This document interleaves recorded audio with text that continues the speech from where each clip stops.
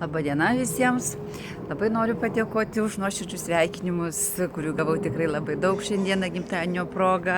Nuo pat ryto, nespėjau akių pramerkti, jau mama pasveikino, taip pat draugai, pažįstami, vaikai artimieji. Labai malonu, kad yra tiek daug draugų, žmonių, kurių net nepažįstu, bet sveikinimai plūsta. Iš tikrųjų, kiekvienas sveikinimas yra laukiamas ir labai yra malonus ir būtų kvaila sakyti, kad mes nenorime sulaukti daug sveikinimų.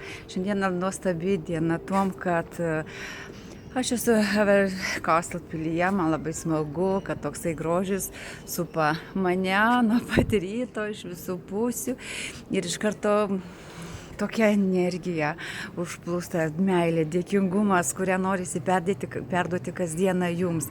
Už visą tai noriu padėkoti savo partneriai, savo draugiai, Ilonai Motmillerė, Vilmutei Dumbliauskieniai, kurios suteikė man, sakykime, tokių gražių įspūdžių. Ačiū Jums labai ir ačiū kiekvienam. Būkite mylimi, mylėkite, džiaukitės gyvenimu, nes tai yra nuostabu. Grožis yra jėga. Ačiū.